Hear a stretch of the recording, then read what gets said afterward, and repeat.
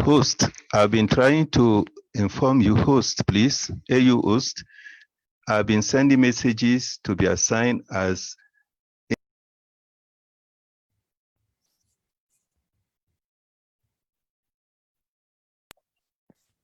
host, AU host. I've been trying to send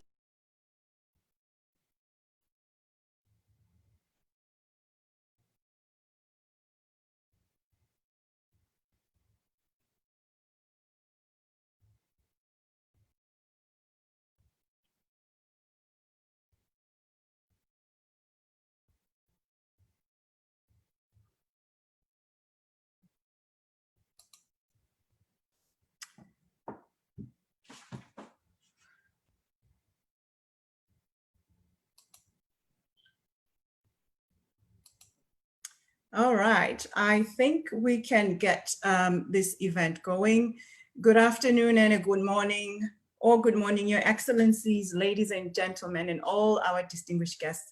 It is my pleasure and honor to welcome you all to this Intergenerational Dialogues Youth event co-hosted by AfCFTA and the AU Office of the Youth Envoy to celebrate Africa Integration Day, which was commemorated yesterday on July 7th.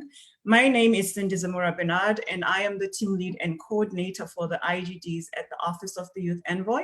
It is my honor to be your event MC for today. And before we start our program, I'd like to recognize and give thanks for being with us today, two of our commissioners, the Commissioner of Human Resources, Science and Technology at the AU, Her Excellency, Professor Sarah Agbo, and Commissioner for Trade and Industry at the AUC, His Excellency Albert Muchanga. Additionally, I'd like to recognize, of course, the AU Youth Envoy, Ms. Aya Chebu, who will be the moderator for the IGD panel that we'll have during this event today. And a very warm welcome to all our panelists and to all the participants.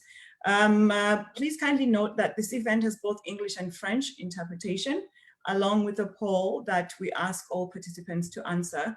And so hoping that everyone is ready, and without any further delays, I'd like to invite Her Excellency Commissioner Sarah to take the floor for the opening remarks at this time. Your Excellency, the floor is yours, respectfully for 10 minutes. Thank you. Thank you very much, Cindy. I want to personally, and on behalf of the Chairperson of the African Union Commission, His Excellency Dr. Musa Faki Mahama, welcome everyone to the intergeneration dialogue titled The Role of Young People in Accelerating Africa's Integration through the AfCFTA, in commemoration of Africa Integration Day that was celebrated yesterday. The COVID-19 crisis is more than the public health emergency. It has undoubtedly changed the complexion of public focus, perhaps permanently, on socio-political, economic, and even environmental issues.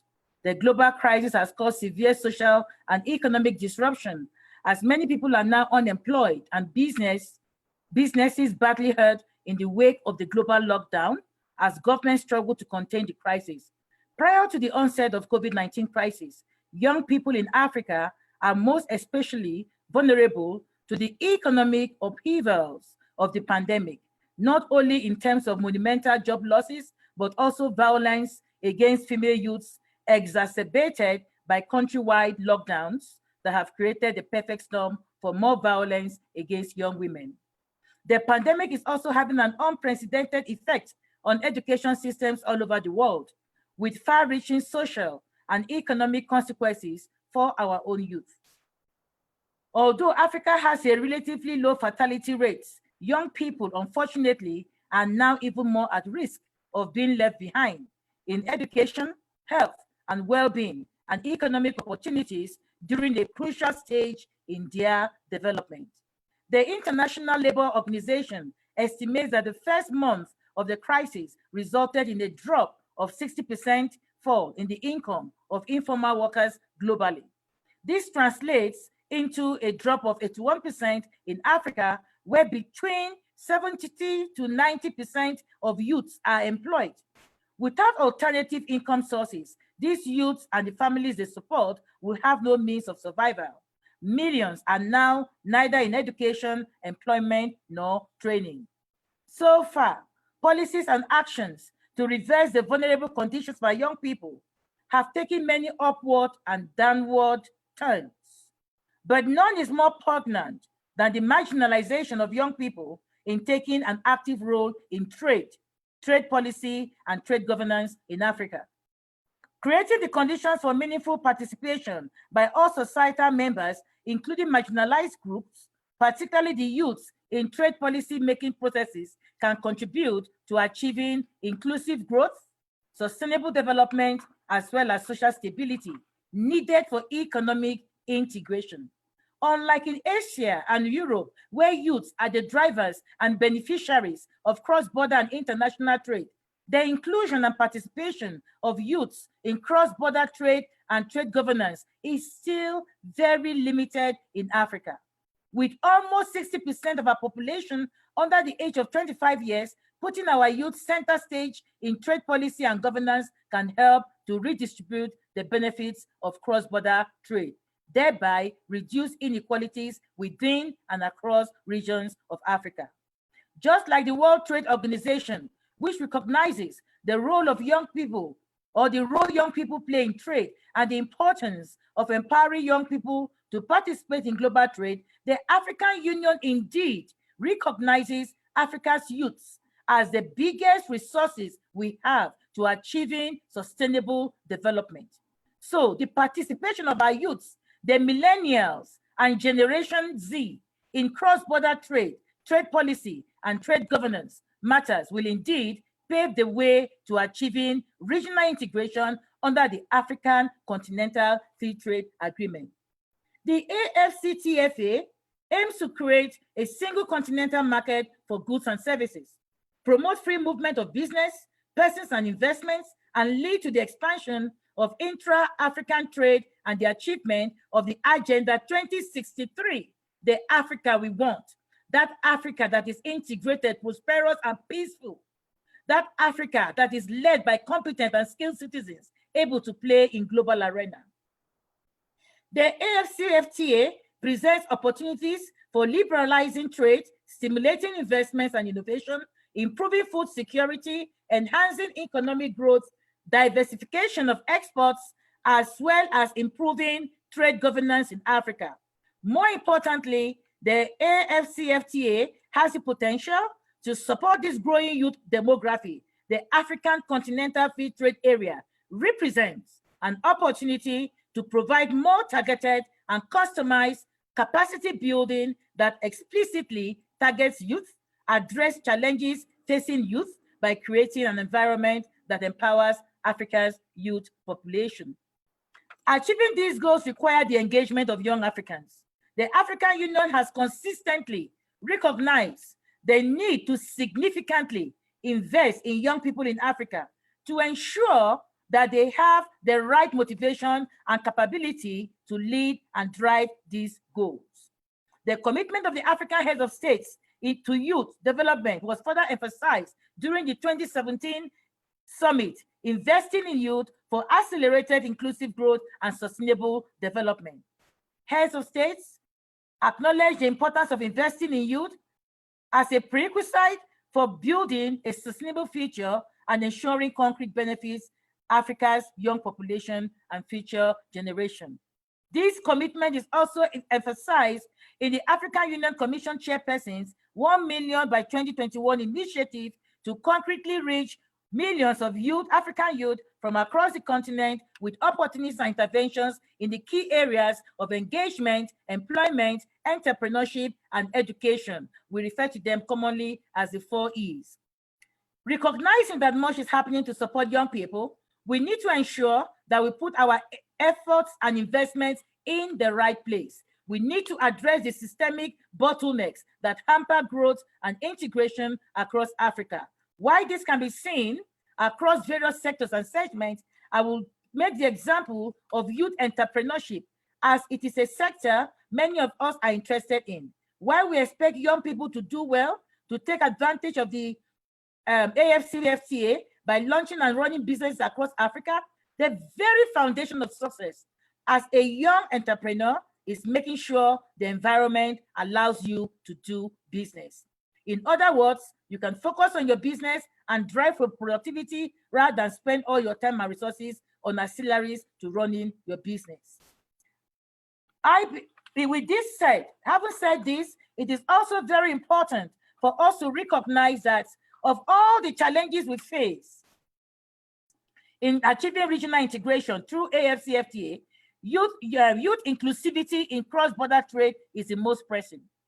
It is therefore required urgent action on the part of governments to simplify and harmonize the rules through creation of an overarching continental framework to incentivize youth-led startups and micro, small, and medium enterprises to enable our young people enjoy the benefits of continental free trade.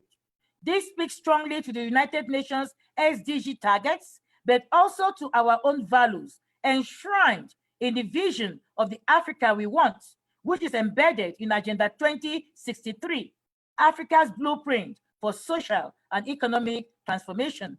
These values seek to address the challenges facing our youth as they confront the changing global economic trends in which powerful forces are introducing new employment patterns, education and skills mismatch, environmental concerns, and the continuing imperatives of tackling regional conflicts and poverty through livelihood opportunities. Providing the conditions that encourage and enable creation of new startups and new opportunities for young people to launch their own businesses will lead to job creation. Crucially, it will lead to regional knowledge exchange in the use of new technologies and innovation to drive and facilitate trade in the digital economy, thereby providing new axes of opportunities in e-commerce, e-agriculture, e-health, finance, and manufacturing of the fourth industrial revolution. Another area young people have a role is in the area of expanding and strengthening our supply and value chains. Youth networks and representatives should form a key part in the discussion and action to ensure that our regional supply and value chains are inclusive, particularly providing a cross-border corridor under the African Continental Free Trade Area for youth-owned businesses to become parts of the regional supply chain, particularly in the export sector. An inclusive supply chain is a catalyst for regional integration. Access to regional supply chains provides source of new opportunities for young entrepreneurs, which can lead to other economic spillovers in form of job creation for other young people.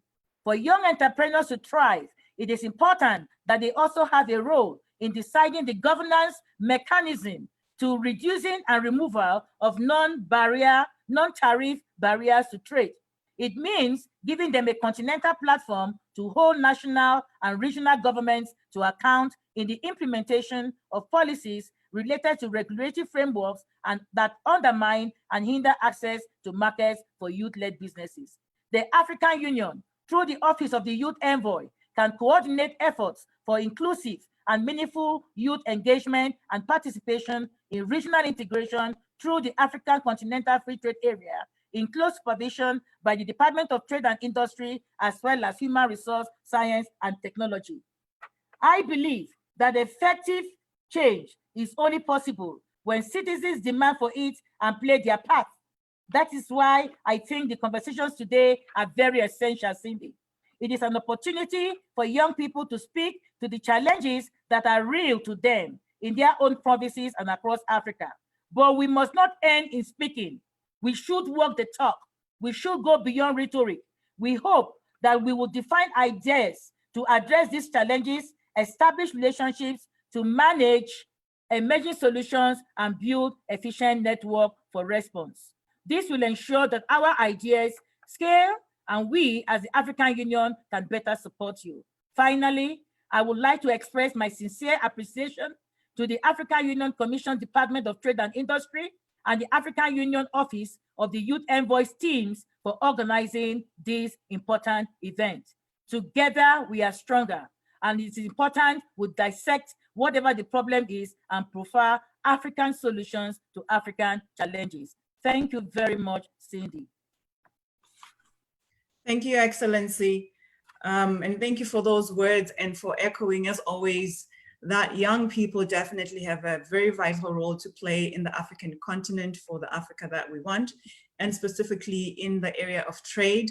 And thank you for once again reminding everyone participating here that the 4 E's are a very much important tool and agenda that everyone should be concerned about and looking into.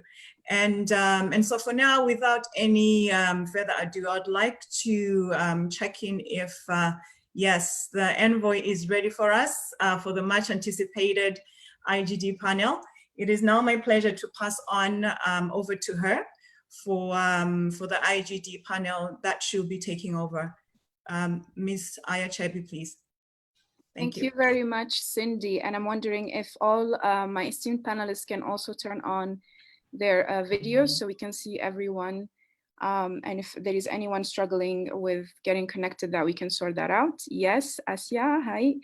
And it's great to see Commissioner again, inspiring us with her welcoming opening. Thank you, Commissioner, for always showing up, for always being here, and for always championing the youth agenda, not only with words, but with actions. So thank you for being with us and taking the time to come to this dialogue. Thank you, Commissioner.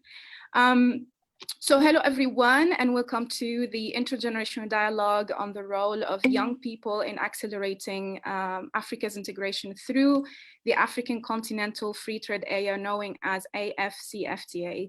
First of all, happy Africa Integration Day. I'm proud to be African because there is no better time for my generation than now to contribute to the aspiration of Agenda 2063 and really see it becoming a reality through AfCFTA. This is not an aspiration anymore. It's now a reality because we decided as a continent to be one voice, one market, one passport, and to be one of the largest trade blocs in the world. I think this is awesome, and this is cool, and this is transformative and Pan-African. So I'm so excited to welcome my panel, and maybe you can welcome them with your virtual claps. My esteemed panel, I have to say I've been reading the bios of you, and I'm just so humbled and honored to moderate this panel and listen to your wisdom. And while we continue the introduction, can I please have everyone's video turned on so we can see everyone on the screen? Ms. Rosaline, Gatien, Paula. Yes, please, everyone, let's turn your cameras on, and maybe the admin can also help turning all cameras on of the panel. Please also share your question by clicking on the Q&A on your screen, and you can ask in English or French. Vous pouvez aussi poser vos questions en français. We will also have some polls running, and there is one already running right now asking you to rate your knowledge of AfCFTA. And it seems the majority so far is intermediary knowledge and basic. So I hope by the end of this dialogue, your knowledge will be much more. Also, don't forget to tweet us at Youth4AfCFTA, hashtag Youth4AfCFTA, and share your key takeaways from the panelists and the conversations as we go ahead. I want to see if Ms. Rosaline is with us because I want to start with her to give us some background and to kick us off in the conversation. So Ms. Rosaline, if you could please turn on your camera. Thank you. And Ms. Rosaline Ngeno is the Senior Investment Expert at AfCFTA Support Unit of the African Union Commission. And I would really like you to give us some basic understanding for a young person who is trying to figure out what is AfCFTA, what are the objectives, and how it will be phased out. And if possible, to give us some examples of how it will be actually implemented practically. Ms. Rosaline. Thank you very much, AfCFTA. And thank you very much, Your Excellency, Commissioner Sarah. Distinguished participants, welcome. Pass on to Agenda 2063, the Africa Continental Free Trade Area Agreement encompasses rules and commitments on market access and provisions to reduce barriers to trade and investment. There are 5 dimensions of integration envisaged by this agreement: the free movement of people, trade integration, including tariffs and shares of intra-regional trade, productive integration, including regional value chains, macroeconomic integration, this includes investment treaties and currency convertibility, among others, and of course, infrastructural integration. This has flight and road infrastructure. Phase 1 of the AfCFTA negotiations has covered areas of trade in goods and trade in services. Phase 2 will cover areas of investment, intellectual property rights, and competition policy. Phase 3 will cover e-commerce. The practical benefits of the AfCFTA include the following: progressive elimination of tariffs on intra-Africa trade, which will make it easier for Africa businesses to trade within the continent and tap from the huge potential of a larger African market of about 1.2 billion people who have a GDP of $2.5 trillion. It will help diversify Africa's trade and encourage a move away from reliance on extractive commodities, resulting in a more balanced and sustainable export base for countries on the continent. It will facilitate SMEs, which comprise of 80% of our businesses, to tap into regional export destinations and use the regional markets as stepping stones for expanding into overseas markets. For the African growing young population, AfCFTA is projected to produce more employment and create opportunities through the promotion of more labor-intensive trade, which will be generated from manufacturing and agricultural value addition. It will definitely create supply chains across the continent, thus making it easier for SMEs to connect to larger regional companies.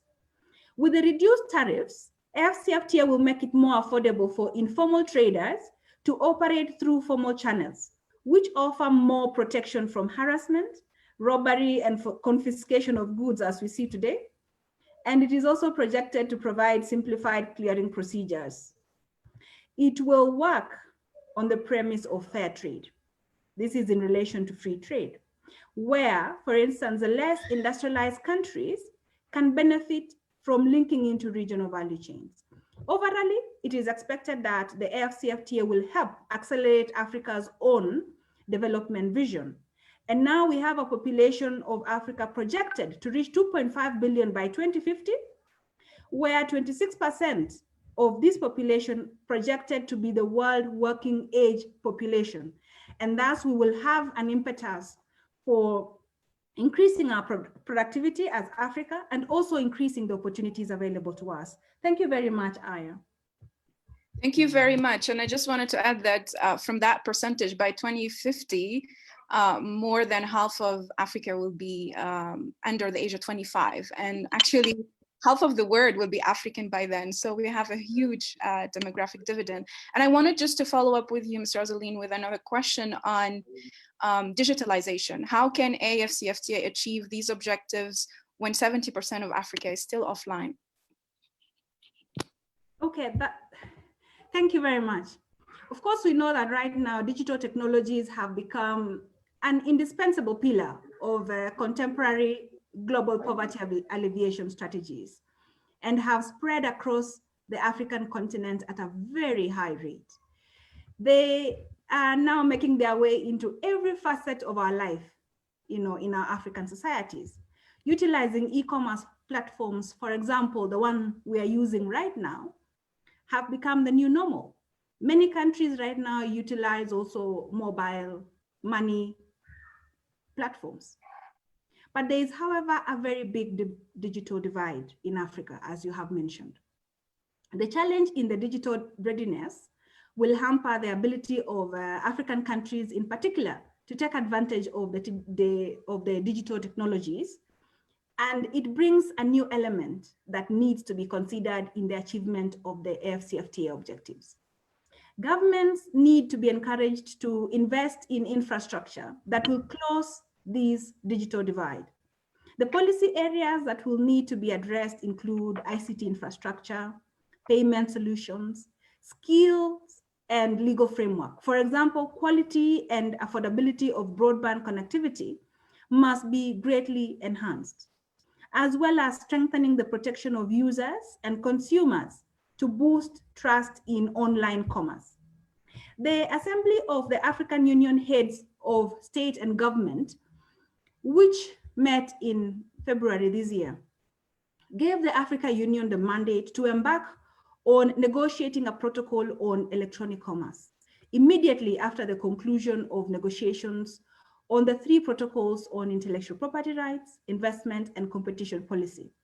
The decision by the African leaders to have the African countries negotiate a protocol on e-commerce under phase 3 will bring about favorable environments which digital technologies depend on to realize their transformative potentiality. We are looking forward to these negotiations, which will then help us to take advantage of the AfCFTA. To quote a writer, Calestas Juma, the ability to harness the power of technology and engineering to solve social problems must be accompanied by complementary adaptations in social institutions. These advances will in turn demand the emergence of more scientifically and technologically enlightened societies guided by democratic principles in the social, political, and cultural arenas. We are in a digital age. We need to utilize the opportunities available to us in this digital age. And therefore, we have opportunities, even the youth right now have opportunities to actually utilize this, even as we make way to bridge the digital divide. Thank you very much, Ms. Rosaline. And I want to remind everyone that you are in charge of supporting the negotiation and development of the investment protocol to AfCFTA phase 2 process. So we know in your previous work in Kenya that you will get us there and provide the necessary strategic guidance to our member states. So thank you so much for your work. I will now move on to Gatia, who is Junior Project Manager at AfCFTA, and he will speak in French. So please click on the interpretation and choose English if you wish so. Alors, mon frère Gatien, je voulais vous poser une question pour simplifier surtout l'information. I would like to ask a question. Are you getting the English interpretation? Yes, we are, but the English interpretation is interfering with the main webinar. Yeah, the IMS has to register the English interpreter. Admin, if you could please mute so we can proceed. Okay. Donc, Gatien, je voulais vous poser la question, surtout pour simplifier l'information pour un jeune Africain qui se demande quelle est la différence entre la signature de l'accord par le pays et la ratification, et peut-être combien de pays ont déjà ratifié l'accord. Oui, justement, c'est une très bonne question. Déjà, je commence par vous remercier, Aya Chebi, pour l'occasion que nous avions aujourd'hui de pouvoir échanger dans le cadre d'un dialogue intergénérationnel. Alors, pour venir à bout de cette préoccupation qui me semble tout à fait légitime, il faut dire que la signature de l'accord, c'est une façon d'authentifier l'accord, donc de reconnaître son bien fondé et d'exprimer la volonté de l'État signataire de poursuivre la procédure dont le but vraisemblablement est la conclusion de l'accord par l'État membre en question. Elle ne donne donc pas une garantie de ratification directement après qu'elle a été signée. Donc, la différence se situe à quel niveau? La ratification, c'est l'acte international par lequel un État membre indique son consentement à être lié à un accord. C'est seulement de cette manière que l'État membre qui a authentifié l'accord au préalable peut décider d'exprimer son consentement à être lié à cet accord par la suite. Pour venir à bout de votre seconde préoccupation, il faut dire que dans les faits aujourd'hui, il y a 30 pays qui ont ratifié l'accord, mais seulement 28 l'ont déposé auprès de l'Union africaine, car le Cameroun et le Cap-Vert l'ont ratifié dans leurs différents pays, mais ne l'ont pas encore jusqu'ici déposé auprès de l'Union africaine, si tant est de croire que la ratification, l'administration est écrite donc, pour que ça soit authentifié, qu'il soit pris en compte dans l'effectif même des pays qui ont ratifié. Il va falloir bien évidemment qu'ils viennent déposer le document qui l'atteste au niveau de l'Union africaine. Alors, on appelle à tous nos gouvernements de ratifier et déposer aussi pour l'accord. Ma deuxième question pour vous, c'est comment vous pensez que la zone de libre-échange va assurer la sécurité, surtout de l'emploi pour la jeunesse? Ben, déjà, il faut constater que sur le continent africain, on compte entre 10 et 12 millions de jeunes qui arrivent chaque année sur le marché de l'emploi. Et il paraît évident qu'avoir un marché plus grand, plus vaste sur le continent, tel que la ZLECAf, c'est non seulement donner la possibilité aux consommateurs africains de bénéficier de la variété, de la diversité de la production africaine, mais aussi et surtout, c'est donner la possibilité aux producteurs et aux investisseurs l'opportunité de bénéficier des larges débouchés possibles et donc de faire des investissements plus longs et plus lourds, ce qui à terme va générer des emplois, mais surtout des emplois stables et donc des emplois sécurisés que nous avons besoin. Super. Before I move on to my next panelist, I just want to recognize Commissioner of Trade and Industry who just joined us. And even though he'll be just intervening at the end for the closing, he's here.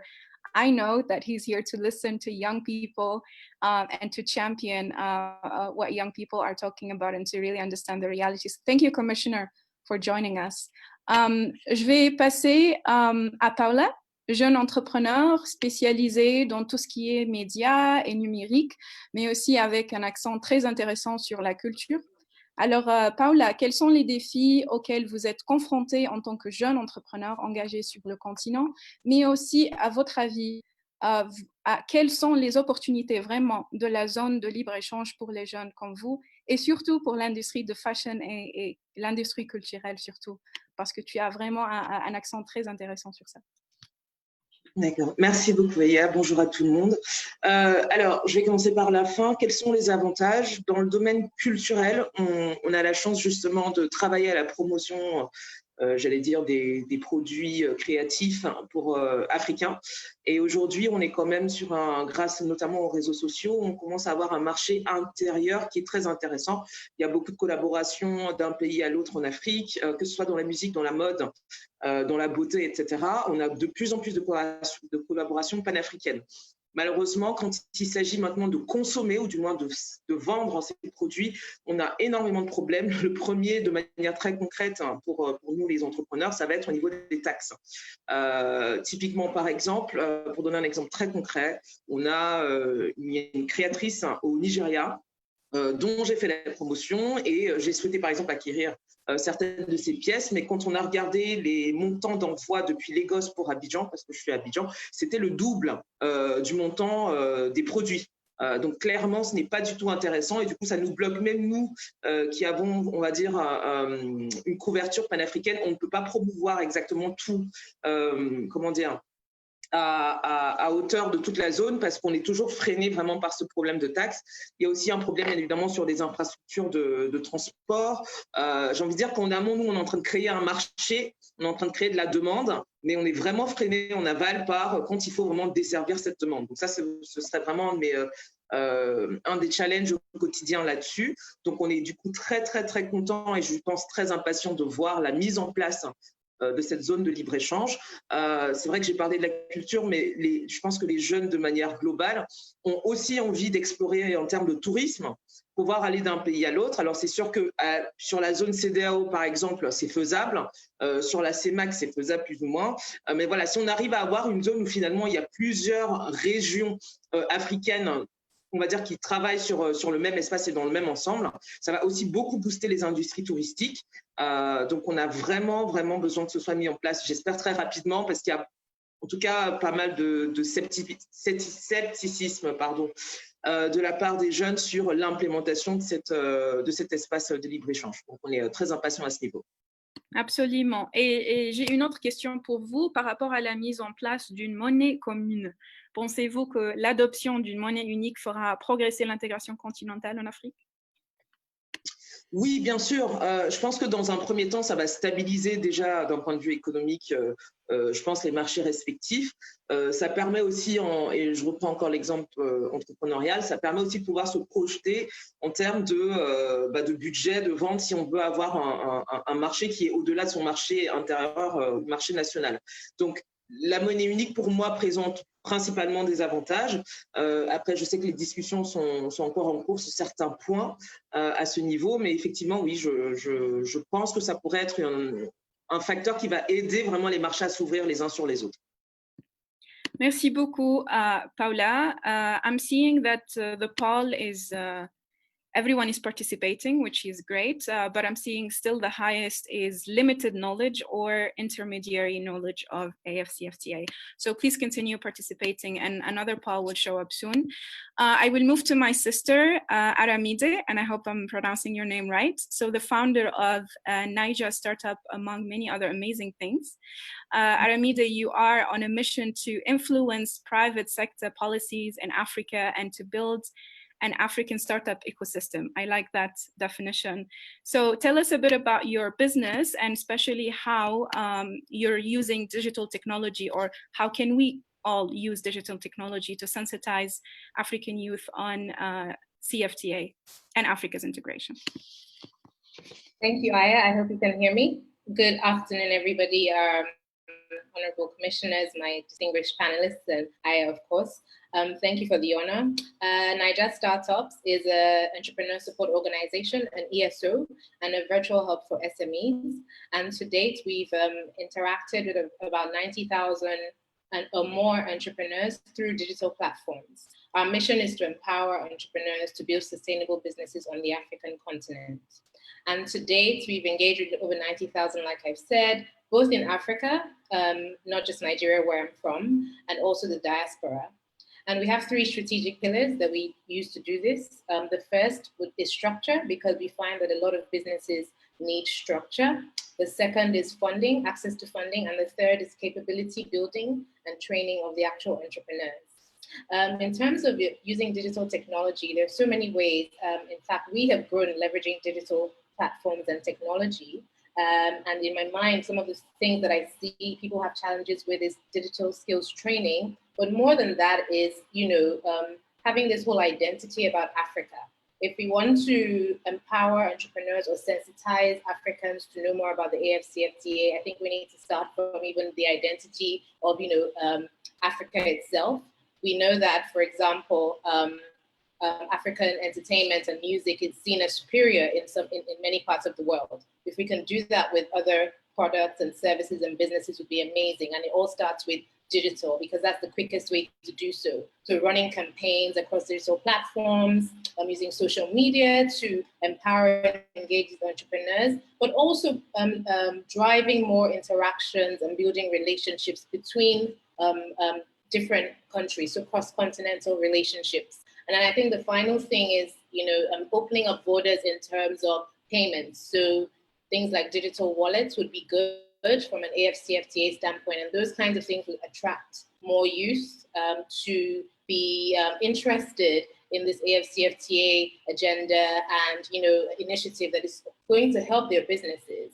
And so those are my views there. Thank you so much. And I just want to follow up with another question, because I'm really curious to hear from you and maybe to bring us the gender perspective to the conversation on some of the challenges that young entrepreneurs face in Africa. And if you think, and how, if you think, yes, CFTA will work to support especially young women-led business. That's a great question, Aya. Thank you for that. Like within our network, for example, we have a 65% to 35% split between women and men, so more women entrepreneurs, as probably can be seen across other countries as well. Now, some of the challenges that women entrepreneurs face are, the main one is the elephant in the room, which is access to funding, whether it's loans or even equity, venture capital, etc. I think there was some analysis online that said only 7% of venture capitalists are women of color. So if you think about that and then translate that to even accessing funds, it's even worse. But another challenge I'd say is even just competition with male counterparts. So when it comes to getting business, it's not very easy. Some people realize, they've interacted with the business, and then when they find out it's a woman, you get the pushback from clients. It still happens. I've heard some entrepreneurs talk about that. And then I think even tech and digital skills training, because if we have more women in technology, more women in digital skills, then, things like accessing opportunities online, cross-border business using technology would be easier.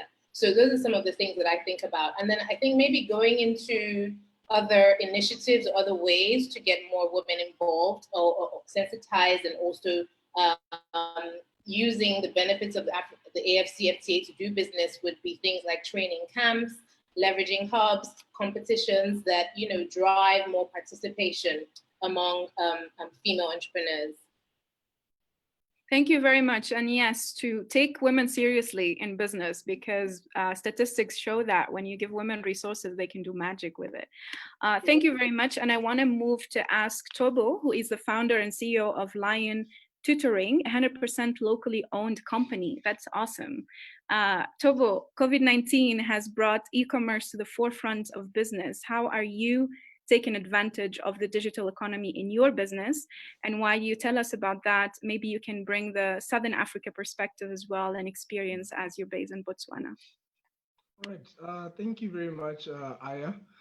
Really appreciate it. And greetings to everyone, your excellencies, distinguished panelists, and everyone else watching.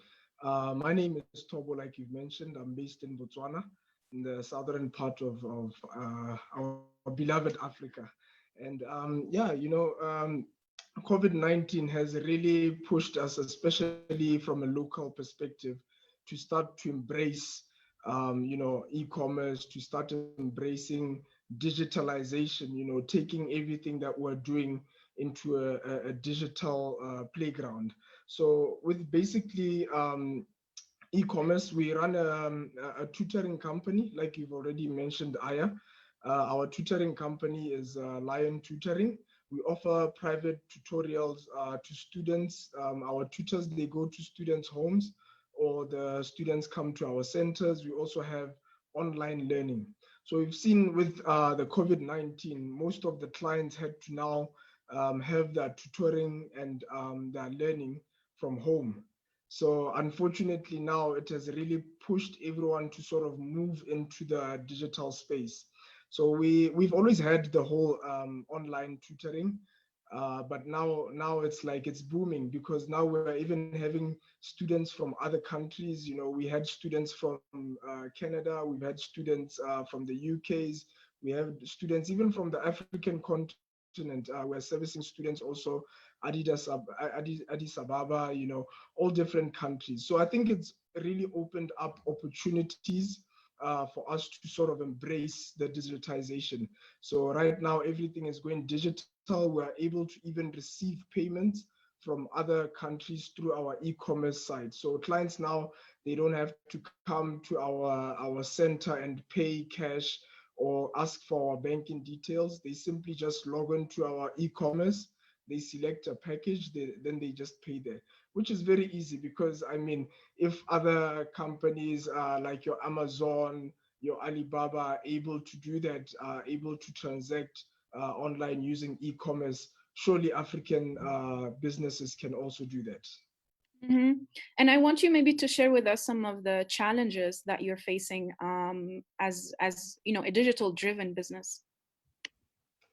Yeah, obviously the challenges are there, because as somebody once mentioned also in our conversation, that, you know, Africans, you know, we have a few challenges of, you know, the population that is having smartphones, the population that is connected, you know, to your internet, or having resources of internet, and also devices that can access internet. So those are some of the challenges. And countries, some of our countries, you know, you'll find I think even just the entire African continent, we have a challenge of having high data costs, you know, very slow internet.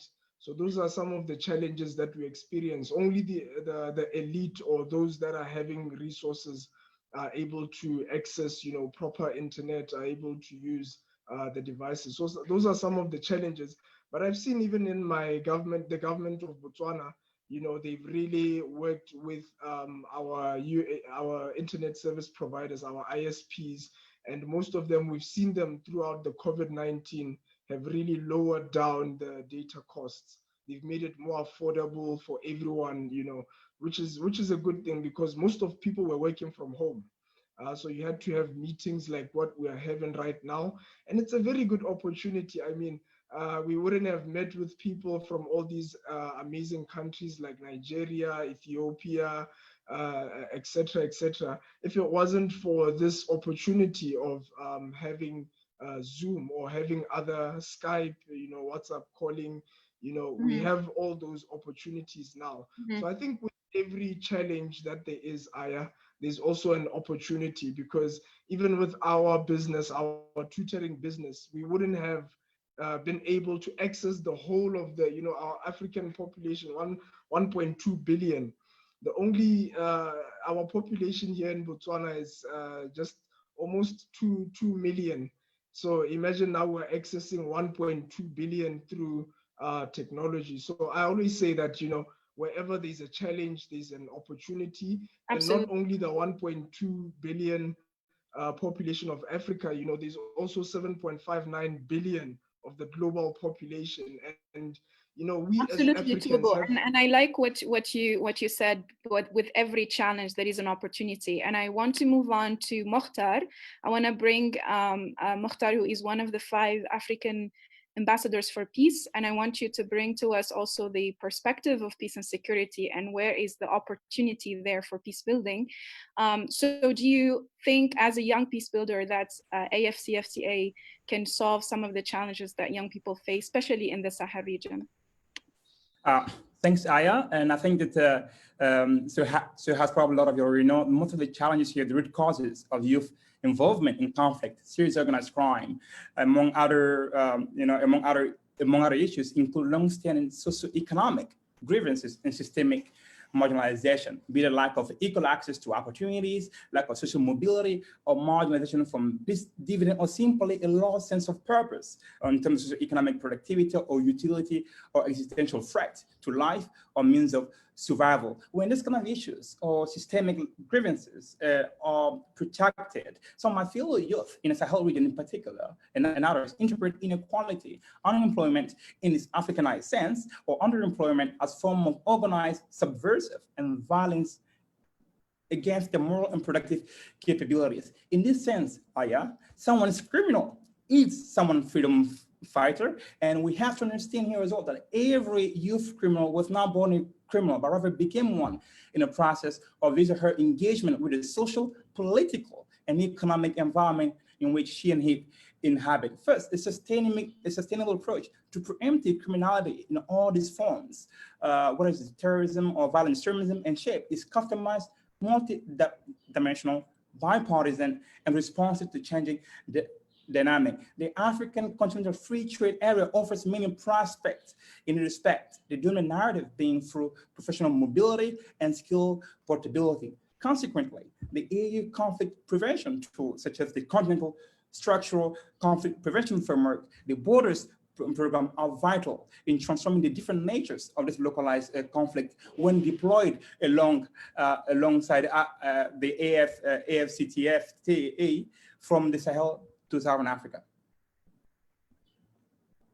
Thank you for that. And I just wanted to maybe follow up so you can give us also your perspective of how can AfCFTA contribute to the peace and security, because we say that peace and security is a prerequisite to development and to opportunities and to youth employment and to all of the things we need. But isn't it also vice versa? How is this relationship gonna go between offering peace and security in the continent and AfCFTA? Thanks. I think we have recognized that interdependency has just mentioned between the AfCFTA and peace and security over the continent. Challenges with inharmonious development within countries persist to date and continue to foment in full major legitimate demands and expectations from our weakened public institutions. So the COVID, in terms of the COVID being, because AfCFTA will be a post-COVID project for many of our African countries, and COVID being both demand and a supply shock will definitely cause a wave of socioeconomic crisis. And the continental free trade area provide opportunity in terms of starting with cushioning those wave of socioeconomic crisis, alleviating them, and in the process abating rather than exacerbating the existing socio-political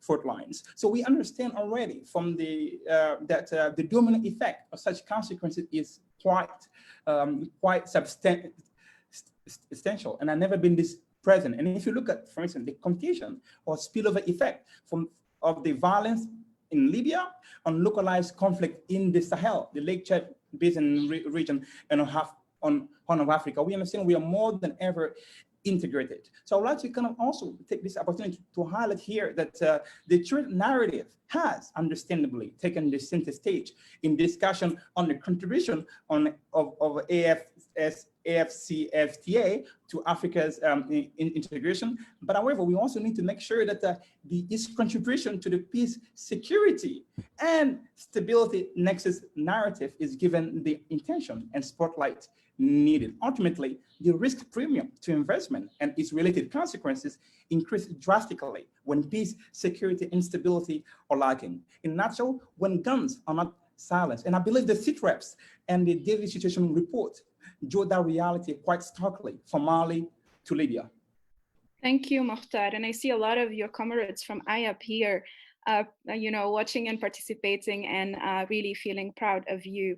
And also kudos to all the work of the Peace and Security Department through IAP and other Youth for Peace and other programs on youth. So last but not least, I want to go to Asia, who is the project officer at the Industrialization Division of AUDA NEPAD. Asia, maybe we can start with learning more about your work on supporting young entrepreneurs, and perhaps you can link that to how do you think young people can contribute and also benefit from industrialization? Thank you, Aya. Thank you for having me today at this panel. Well, the African Union Development Agency, NEPAD, is fully committed to ensure that Africa's youth are given the education, the employment, and economic opportunities they deserve. The organization has ongoing initiatives that aim to provide support to young entrepreneurs to strengthen their business availability across the value chain.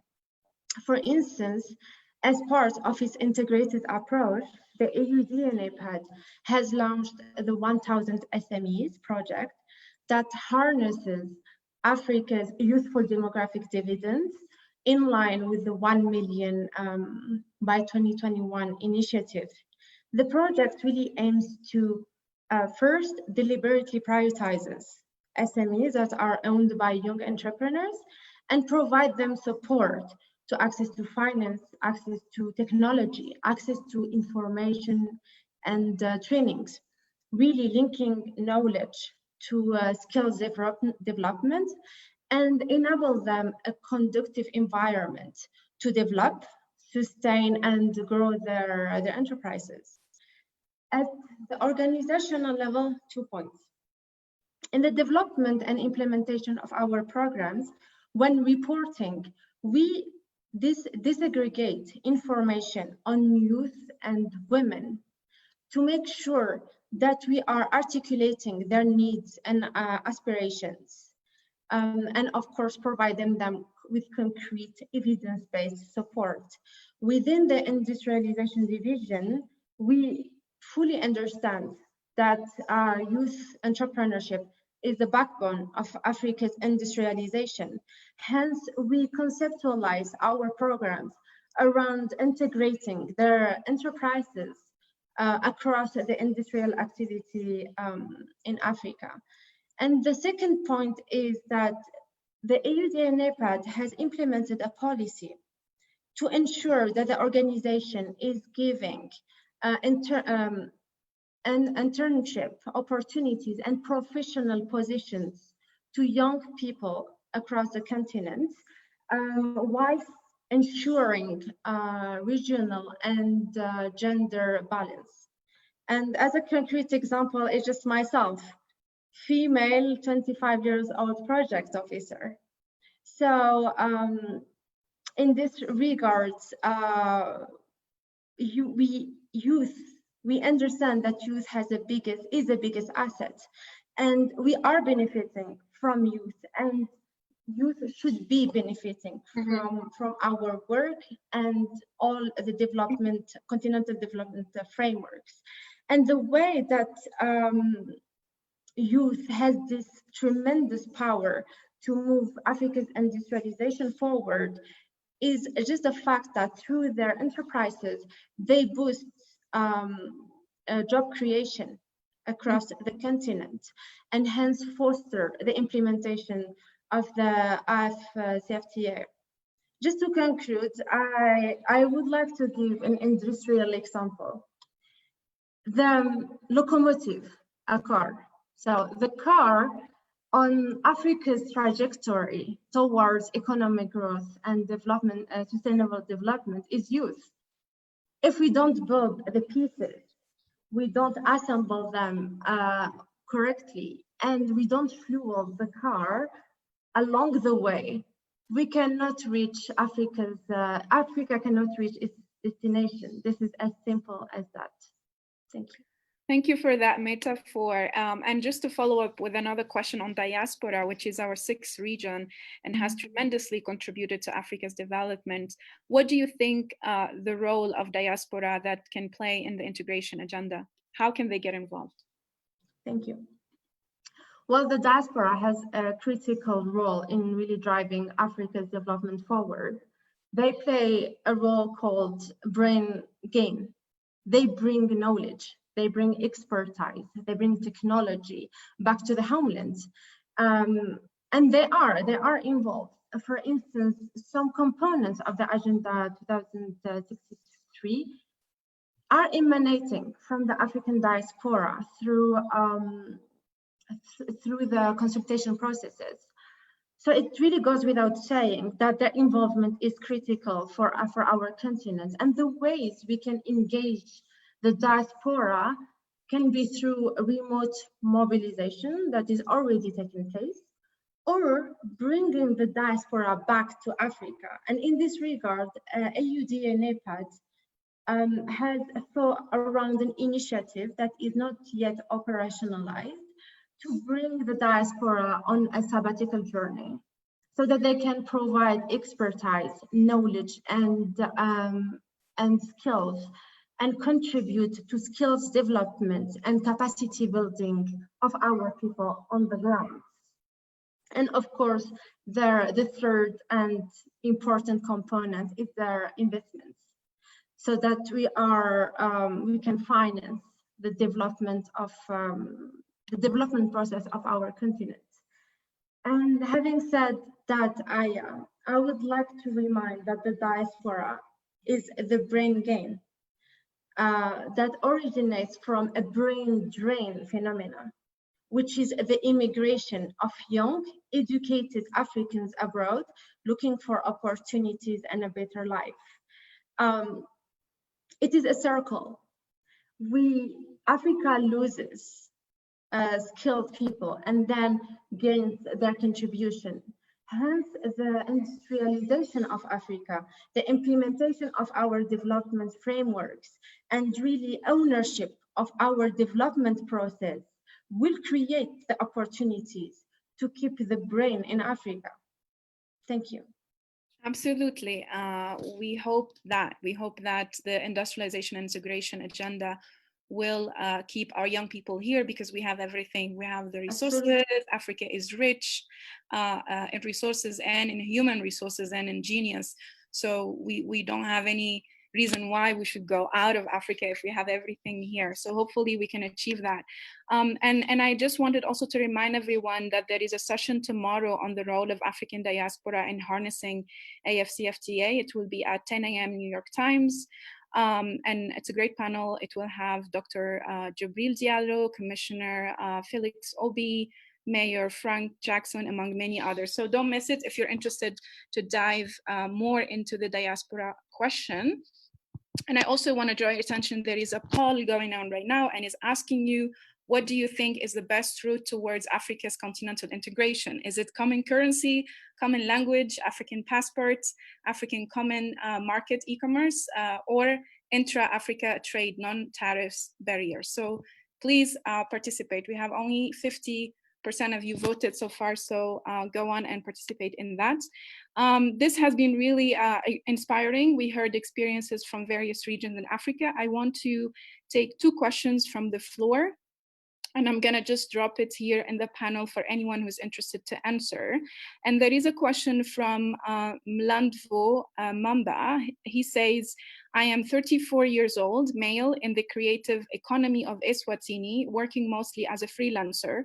My sector is service-based, so I don't manufacture products, and as such, the value addition concept is a bit tricky for me in relation to AfCFTA and what I perceive to be a push mostly for industrialization. Where do I fit as a service professional to benefit from AfCFTA?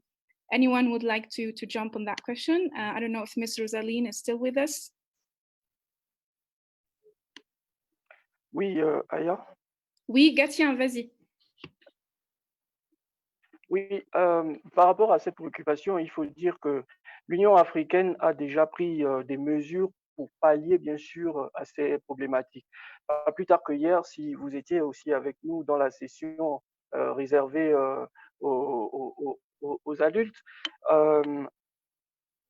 le commissaire de Trade et Industrie a annoncé les engagements, les défis que le département a déjà pris pour bien évidemment venir à bout de cette problématique, avec bien sûr 22 emplois, 22 millions autant pour moi d'emplois en perspective dans le cadre de la ZLECAf pour 600 PME à terme. Ce sont en fait des défis qui vont venir en fait changer le concept que l'on avait avant de l'Afrique de production dans un sens plus ou moins axé sur la production industrialisée, parce qu'il faut dire que ça n'avait pas un impact assez porteur sur non seulement l'économie africaine, mais aussi sur, sur la jeunesse qui, dans le cas échéant, nous concerne. Et ça faisait en sorte qu'on avait une production qui était basée sur les produits essentiellement en matière première et qui n'avait pas en fait qui ne subissait pas ce que je peux appeler une stimulation, une stimulation au niveau du continent, donc une croissance endogène. Je voudrais préciser que dans le même élan, nous avons inauguré hier la plateforme numérique africaine désormais en activité, que nous avons dénommée Sokuku, qui veut dire en Swahili marché central.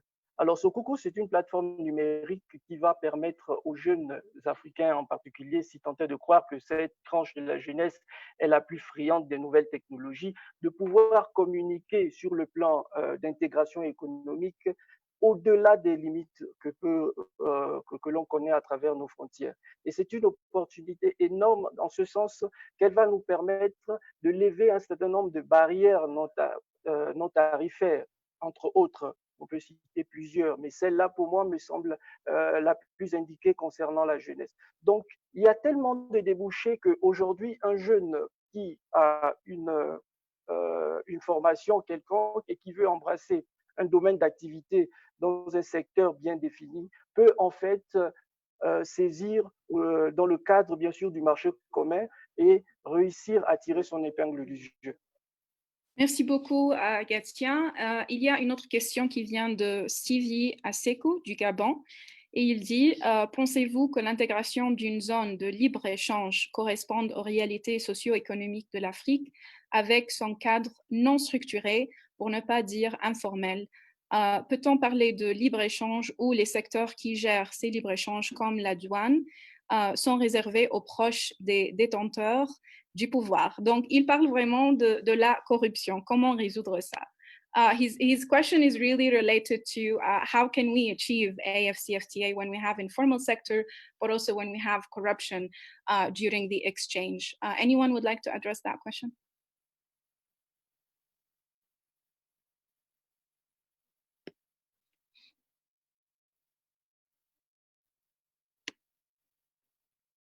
Asia?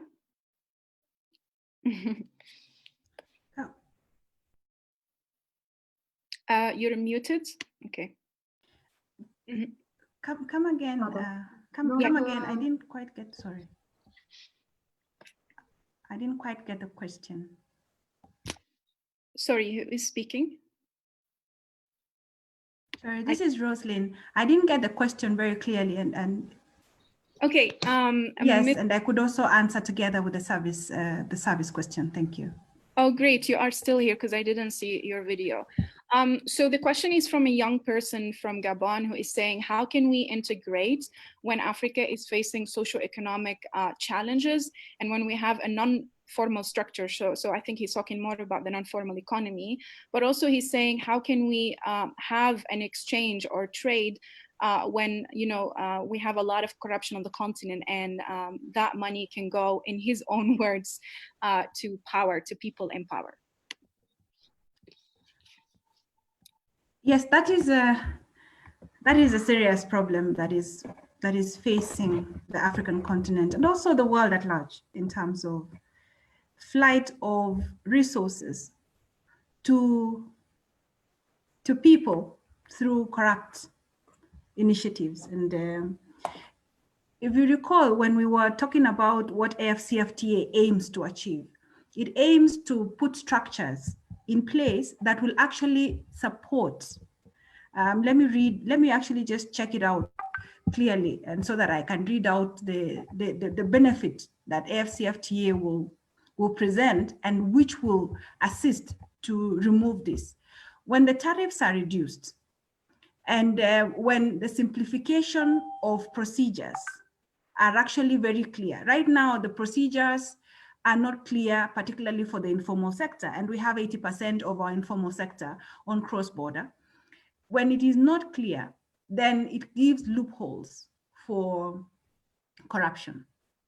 But it is projected that the simplified clearing procedure alongside reduced import duties will actually help to eliminate this, because the trader is therefore trading through a formal channel. It is no longer informal, where they have to hide, where they have to be harassed, where their goods have to be confiscated, and then they have to pay bribes. So therefore, with the simplified procedures that are under the AfCFTA, then we are hoping that this will clearly be reduced. That is on that question.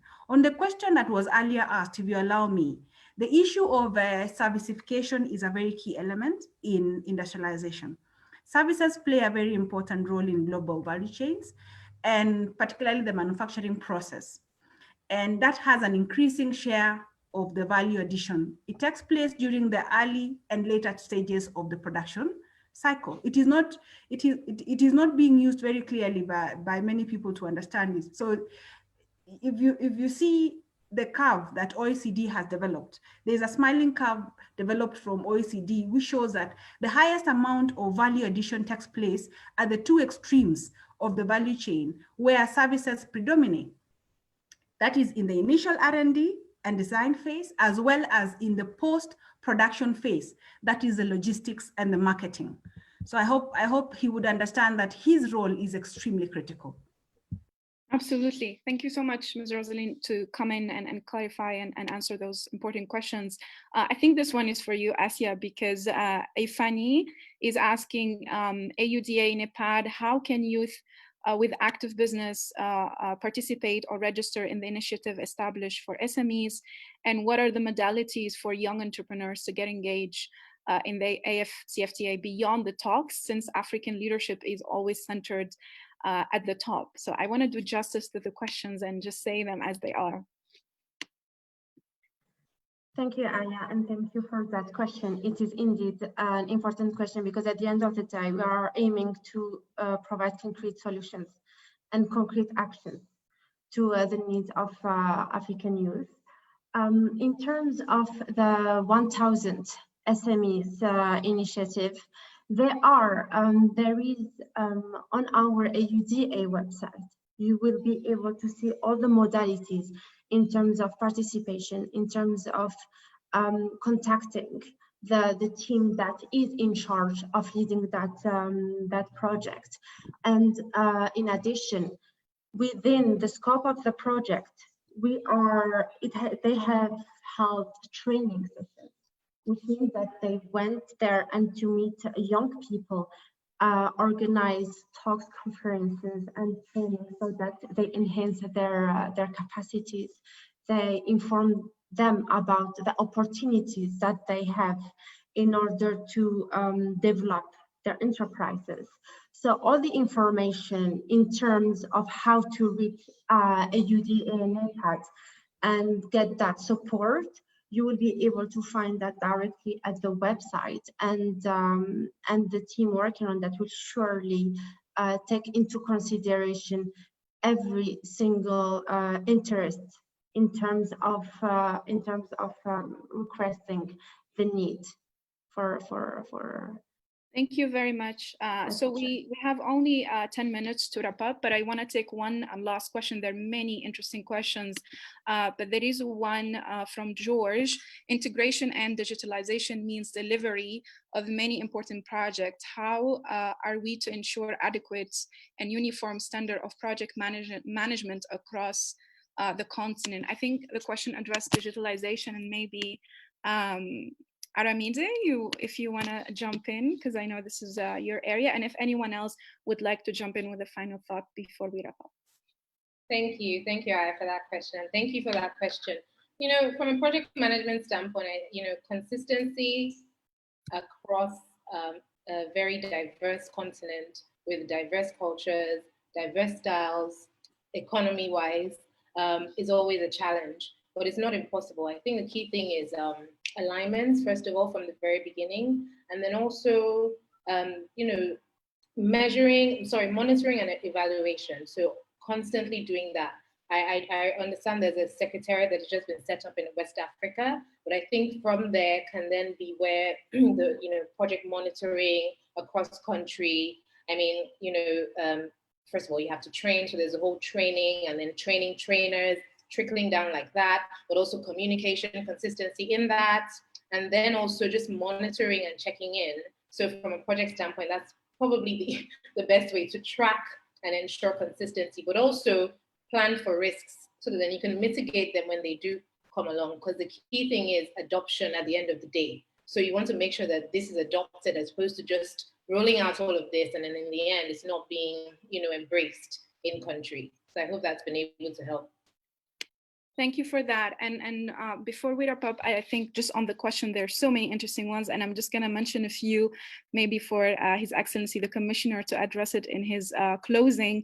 Aquas from Ghana says to His Excellency the Commissioner, are there any youth in business, trade, partnership opportunities as part of AfCFTA for youth startups to participate in cross-border trade? And there's many questions around skills, transferability to deliver value, leveraging on technology, access to capital for young entrepreneurs, and tax exemption for startups for youth. So we have 65 questions. So, I mean, we addressed some of them, but I'm sure you have many more, and probably, Commissioner, I don't know, it would be useful, and we would be very much willing to collaborate with you on doing a frequently asked questions for young people to really understand, AfCFTA and how they can contribute, and some of the repeated questions that they're wondering around, and they can find information that we can provide. So before we wrap up, I want to ask each of you in 20 seconds, literally 20 seconds, and in one sentence, how do you imagine an integrated Africa to look like? And maybe I'll start with Tobo. Right. Thank you very much, Aya. Yeah, in 20 seconds, I really imagine an integrated Africa, where I can sell my goods, I can sell my services in any part of Africa without having to go over all of those swift costs, the inter-border tariffs and all of that. Because we are one continent, as diverse as we are, there's more than thousands of different languages that we speak in Africa, but we speak one language. We love our continent. I love Africa. I love my country, and I can't wait until we can all trade and do business together. Thank you. Thank you, Tobo. Mokhtar? Thanks, Aya. Can everyone hear me? Yes. Great. So in my I think this is a very excellent question. An integrity Africa, in my imagination, is an Africa where we, African youth, are fully aware, have individually taken ownership, and have collectively provided the enabling environment to meet the landmark Agenda 2063, the Excellency Prof. Sarah mentioned earlier, because the Africa Continental Free Trade Area is just one among other flagship and catalytic initiatives of this landmark agenda. Thank you, Aya. Thank you, Mukhtar. Aramide? For me, I would say I look forward to a cohesive, collaborative Africa where, because business is reliant on people, interaction and relationships are key. So, Africans within country, especially young Africans, can begin to connect with each other, relate with each other, not look at legacy issues as to how, diverse we were, but look at the future. And that definitely starts from the mindset, maybe even retraining, unlearning certain things, and then looking at our identity. So owning who we are African, we're amazing, we are the best continent in the world, and we need to own that. Thank you. I agree, we are amazing. Asia? I agree, we are amazing first. So an interconnected Africa that consumes and produces African and connects the North to the South, to the East, to the West equally, fully, and inclusively. That's my Africa. Super. Gatia, comment vous imaginez une Afrique intégrée?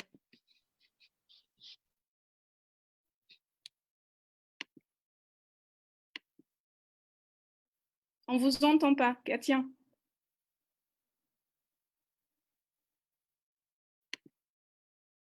Gatia, on vous entend pas.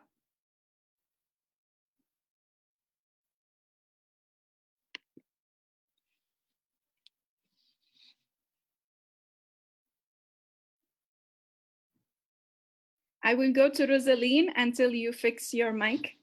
Rosaline. Désolé. Pour moi, je disais... Ah, ok, super. Désolé. Oui, je disais, pour moi, je vois une Afrique consciente, unie, prospère, forgée à l'effort et animée par les valeurs de panafricanisme que nous ont léguées, bien évidemment, nos pères fondateurs de ce concept. Merci, Gatia. Rosalie? Thank you. Indeed, we can do it. That's what I see. We have seen that when people, and particularly the youth, are given the necessary space and support, they have been able to come up with very creative innovations. The solutions are with us. It is said that if Africa was to increase their share of world trade from 2% to 3%, that 1% increase would generate about $70 billion of additional income. This is about 3 times the total development assistance Africa gets. Can you imagine what this would do in terms of positively impacting the socioeconomy of the continent? We can do it. Integration can do this for us. We can see a society supporting itself and using homegrown solutions to address their needs. Thank you very much. And thank you all of you for that inspiring closing. Please give my panel a virtual applause for this excellent discussion. I think it's clear from our dialogue today that as young people, the Africa we want is borderless. We want that African passport for all Africans. We want digital transformation. We want e-commerce, e-citizenship, e-governance. We are already here in the digital space, so it's not the future, it's now. I think it's also clear that the Africa we want is where we value the contribution of women as business women. The Africa we want is where we value also the contribution of youth as drivers, not subjects of development, as drivers of industrialization and job creators, not only job seekers, as innovators and entrepreneurs. I think the Africa we want is also where transnational Pan-African solidarity can liberate us, and AfCFTA can bridge us, where a young Moroccan can trade in Mozambique, and a Somali youth can do work in Gabon, and a Burkinabe youth can trade in Sudan, and so on and so forth. So we have to eat African, produce African, dress African. Let us be proud of who we are, and instead of importing, let's export our Africanity, our culture, our fashion, our music, our products, our innovation, and our African genius. There is an African proverb that says, where you sit when you're old shows where you stood in your youth. And I think all of us young people in 1 or 2 decades, we know where we want to be, because we will spend our youth industrializing, integrating, and serving our continent. I look forward to hearing from Commissioner of Trade and Industry. For both Commissioners of HRC and Commissioner of Trade and Industry being with us shows a commitment to the youth agenda. And we will continue to work with you, Commissioners, to accelerate the integration agenda, because Agenda 2063 is our agenda. We will be the one leading it, living it, and we will be the ones nurturing the next generation of Pan-Africanists. So thank you again, everyone, for your pertinent questions, for being here, for the whole dialogue. Over 380 participants here and live on Facebook. Thank you for being here, for asking questions, for participating in the polls. I hope you learned a lot more about AfCFTA today and how you can benefit and contribute, and that you will be advocates for the ratification and implementation of our integration. Please also participate in the last poll that will come up, and let's continue the conversation and continue to use the hashtag Youth for AfCFTA. Thank you again, and over to you, Cindy. Thank you so very much, Aya. You know, every time you moderate a session, it's almost like we have to keep going, because you engage the audience, you engage the panelists, and I'm so happy today to have all the panelists that participated. It's very encouraging to learn and to hear from the young African leaders that we have, and from the elders as well. And I kept hearing, you know, an inclusive Africa, and Africa that is borderless, and that's exactly what we want and that we envision. So without taking any much of our time, His Excellency has been with us for over 30 minutes, so we're very grateful and thankful that he took time to sit with us for this panel, to hear from us. And as the Envoy mentioned, we hope that beyond this intergenerational dialogue event, we will still be able to reach out to him and to the entire department for many more other coming sessions and of course discussions. And now, without taking more of your time, Your Excellency, I would invite you to give us your closing remarks. And over to you, sir. Thank you. Thank you very much, moderator. I'm very, very happy to have been with you this afternoon. I deliberately decided to log in so that I could hear what was being discussed. Very rich discussion, and I'm very happy. I was also monitoring the number of participants registering. The highest figure was 400. Now it's about 382, but the highest figure was 400. And this is one of the sessions which has the highest number of participants. So we congratulate you very much. Quite a number of times, I was requested to fill in a form or the survey regarding the knowledge of the African Continental Free Trade Area. I decided not to fill in, because I think everybody knows the knowledge of the African Continental Free Trade Area. But the figures are very interesting so far. 31% have very limited knowledge of the African Continental Free Trade Area. 22% have basic knowledge of the African Continental Free Trade Area. 32% have intermediate knowledge of the African Continental Free Trade Area. And only 15% have advanced knowledge of the African Continental Free Trade Area. The choice is yours. It's very, very easy to have advanced knowledge of the African Continental Free Trade Area. I think we have a lot of material online where you need to go and look. Most of the times I say that the world is full of knowledge, but at the same time, very few people know about what is going on, because we concentrate on the other issues instead of developing knowledge where we need to get it. So let us skew the survey to ensure that a majority of you have advanced knowledge of the African Continental Free Trade Area. Why? You are the leaders of today, and the leaders of tomorrow. You are the entrepreneurs of today. You are the entrepreneurs of tomorrow. You are the professionals of today, and you are the professionals of tomorrow. And the knowledge of the African Continental Free Trade Area will give you strategic insights so that you are able to come up with decisions that benefit you. So I encourage you, all of you, to have advanced knowledge of the African Continental Free Trade Area. I think I was very interested with the last question, which was posed by the moderator, the AU Youth Envoy. And she said, how do you imagine an integrated Africa?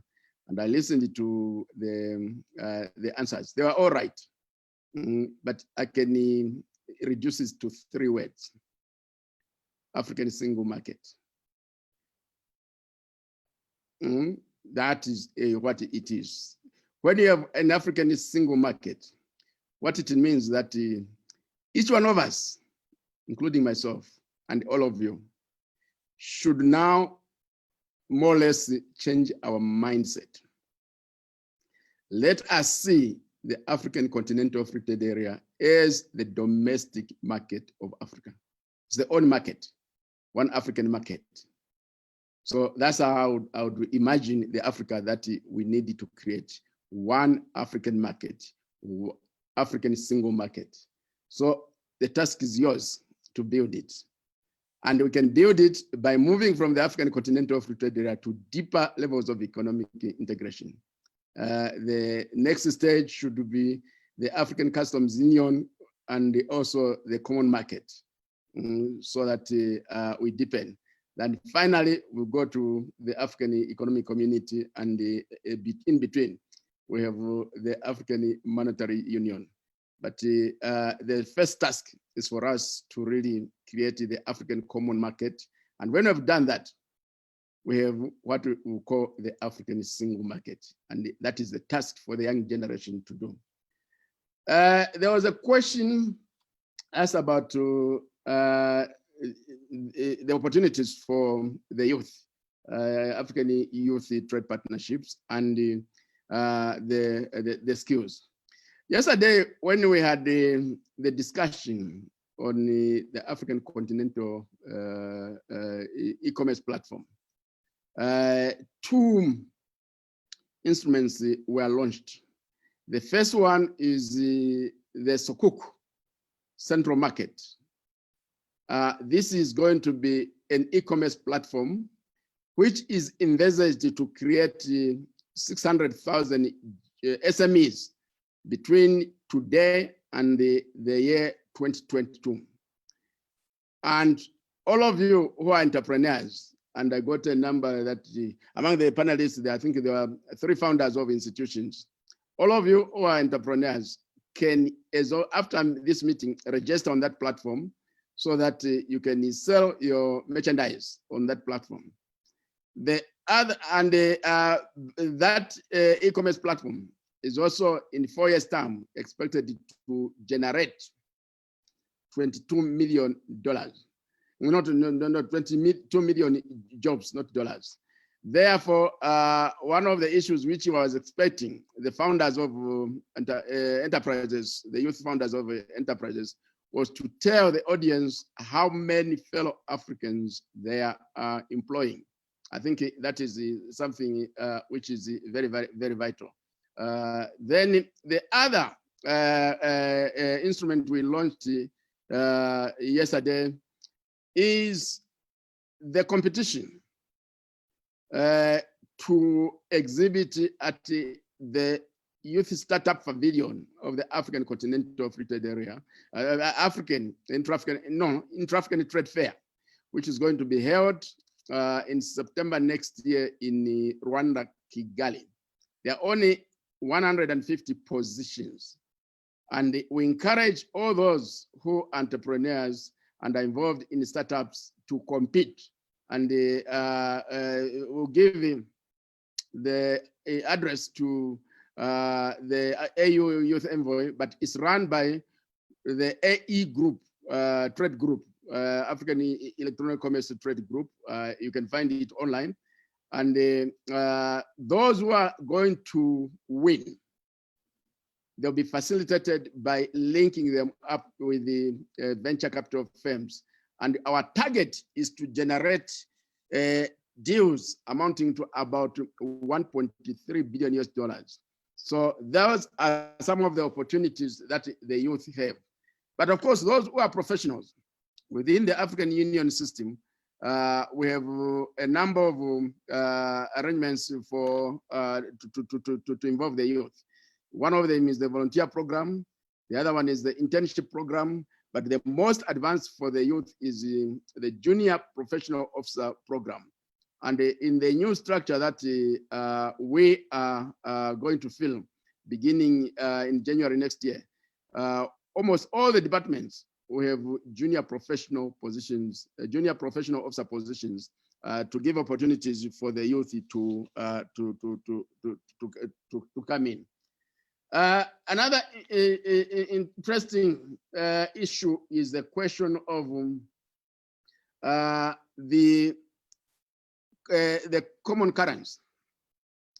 We are going to have an African common currency when we have reached the stage of African monetary union. And this is the most difficult phase of integration, because it's not just the monetary union, there is also supposed to be fiscal union. And in meantime, we are not going to frustrate trade. So we've teamed up with the African Export-Import Bank to come up with a Pan-African payments and settlement platform. It's going to work at 3 levels. The first level is that daily transactions will be in local currency. So you don't need to look for foreign exchange, you just settle in local currency. Then at an agreed period, there'll be net settlements on the foreign exchange.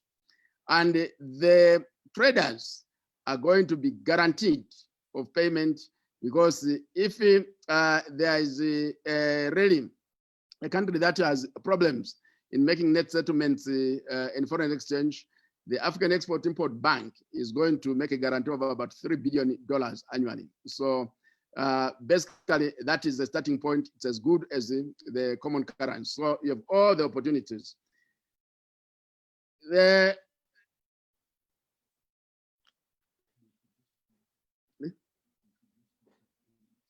Yes, I've been advised that the platform is not yet up and running for the youth competition for the startup pavilions, but you can just contact the African E-Trade group.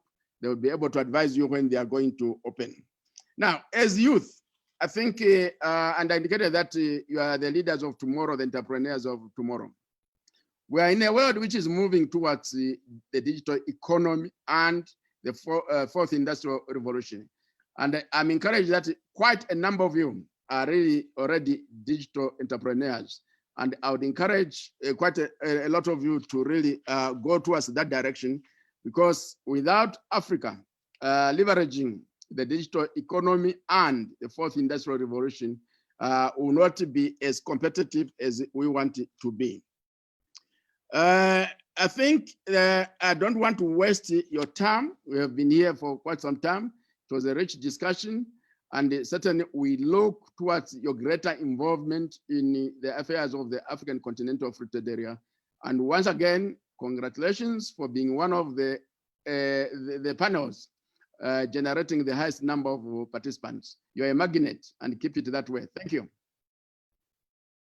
Thank you, Excellency, for those wonderful closing remarks. And thank you once again for echoing, just as Excellency Professor Sarah mentioned at the opening, that young people are vital to the development of the continent of Africa, as they are the leaders of today and the leaders of tomorrow. And for also reminding us that we should change our mindsets to see the African Free Trade Area as one single African market. And I think Toba also mentioned that in here during the panel when that was being spoken about. So we are very much appreciative of your support, Your Excellency, today. And this whole event has really echoed again why we are here today, having this intergenerational dialogue to show that both the youth and the elders can definitely work together in bringing together the agenda to prosper Africa. And as young people, we're very much encouraged to see that our leaders, our elders are with us, not just ahead of us, but they are standing in the gap with us to co-lead, to mentor, and to coach. And so at this time, I'd like to thank everyone for being part of this wonderful event, to thank our two commissioners for joining us, to thank Ms. Aya Chebi, our AU Youth Envoy, the panelists, the team from AfCFTA, the AfCFTA, from our team from the OIE, and all of our distinguished guests, and for everyone who was able to log in on Facebook, everyone who was following on Twitter, and everyone who was here on Zoom. It's been a remarkable event, a remarkable afternoon. And just want to remind you and ask that if you are interested in finding out more about the Intergenerational Dialogues platform here at the OIE, you may do so, and you can email us at igd@auyouenvoy.org. You can also get more information on our website, and as well, you can follow us on Twitter and get more information about what it is that we're doing within the IGD platform. We have heard so many contributions from the panelists today. We are very excited to see what where we're going to be next year at this time. The commissioner also spoke about very exciting plans that are in place for those that are entrepreneurs. So we do hope that you will take advantage of that invitation. And so thank you, everyone. We will be ending our event at this time. I do hope you have a very wonderful afternoon or evening or day, wherever you might be. It's been my pleasure to be your MC today. And thank you again for being here. Bye-bye.